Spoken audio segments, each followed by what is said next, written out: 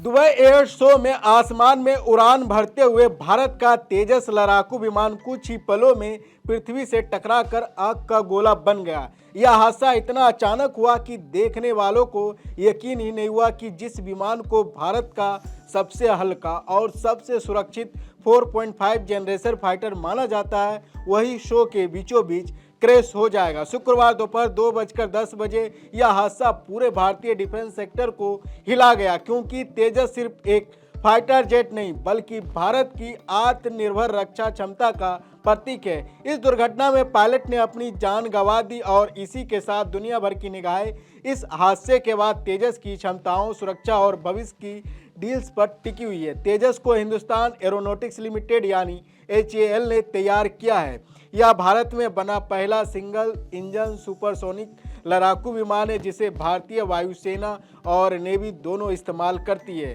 तेजस के दो variant operations में है, तेजस MK-A1 और तेजस MK-2। आपको बता दें कि MK-1 का अपग्रेडेड वर्जन है जिसे 2015 में शामिल किया गया था। भारतीय वायुसेना ने हाल ही में HAL के साथ 97 तेजस MK-A1 विमानों की मेगा डील की थी, जिसकी कीमत लगभग 67,000 करोड़ रुपया है। अगले साल से इन विमानों की डिलीवरी शुरू होने वाली है। एक तेजस MK-A1 की कीमत करीब 600 करोड़ रुपया बैठती है, क्योंकि इसमें इस्तेमाल होने वाले इंजन जनरल इलेक्ट्रिक से आयात किया गया है और अभी तक भारत फाइटर जेट इंजन बनाने में पूर्ण रूप से सक्षम नहीं हुआ है। यह पहली बार नहीं है जब HAL तेजस चर्चा में है। फरवरी 2021 में भी 83 तेजस MK-A1 लड़ाकू विमानों का एक बड़ा कॉन्ट्रैक्ट साइन हुआ था, जिसकी कीमत लगभग 46,898 करोड़ रुपया थी। उस कॉन्ट्रैक्ट के तहत फरवरी 2024 से लेकर फरवरी 2028 तक नियमित डिलीवरी तय किया है। इस तरह तेजस आने वाले सालों में भारतीय वायुसेना की असली रीढ़ बनाने वाली है।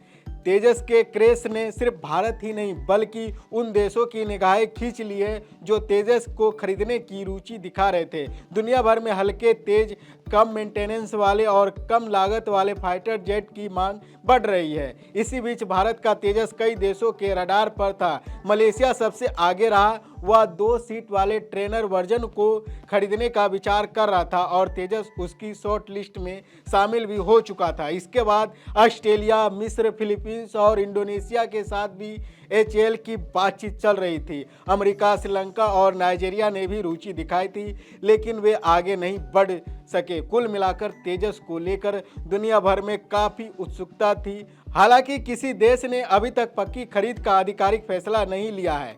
अब बड़ा सवाल यह उठता है कि दुबई एयर शो का यह हादसा तेजस की अंतर्राष्ट्रीय छवि पर कैसा असर डालेगा। फिलहाल जांच जारी है। विमान कंट्रोल लॉस, तकनीकी खराबी या किसी अन्य कारण से तो नहीं गिरा। तेजस के 24 साल के इतिहास में यह सिर्फ दूसरी दुर्घटना है। इससे पहले 2023 में राजस्थान के जैसलमेर में एक तेजस क्रैश हुआ था, लेकिन पायलट सुरक्षित बच पाया था। दुनिया के अन्य फाइटर जेट की तुलना में तेजस का सेफ्टी रिकॉर्ड अब भी बेहतरीन माना जाता है। इसलिए अभी यह कहना जल्दबाजी होगी कि क्रैश का भारत की डील या विदेशी रुचि पर भारी असर पड़ेगा। दूसरी ओर HAL की आर्थिक स्थिति काफी मजबूत है। वित्त वर्ष 2025 की दूसरी तिमाही में HAL आज सिर्फ फाइटर जेट बनाती है, बल्कि trainer aircraft, helicopter, gas turbine engine, spare parts और यहां तक कि बोइंग जैसे वैश्विक कंपनियों के लिए कंपोनेंट सप्लाई करती है। हादसे का असर स्टॉक मार्केट में भी दिखा। शुक्रवार को HAL का शेयर 2.56% गिरकर 4,595 रुपये पर बंद हुआ।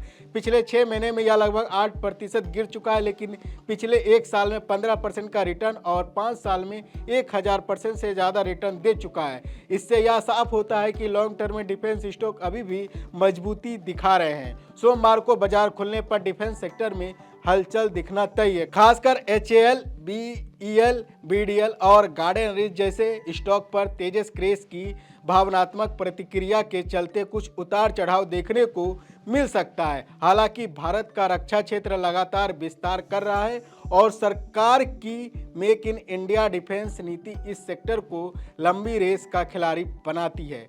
तेजस क्रैश की जांच के नतीजे आने तक कई सवाल खुली हवा में है। क्या यह तकनीकी खराबी थी क्या यह मैकेनिकल फेलियर या फिर कोई और कारण, लेकिन इतना तय है कि तेजस भारत की तकनीकी क्षमता, आत्मनिर्भरता और भविष्य की रक्षा रणनीति का सबसे महत्वपूर्ण हिस्सा बना रहेगा।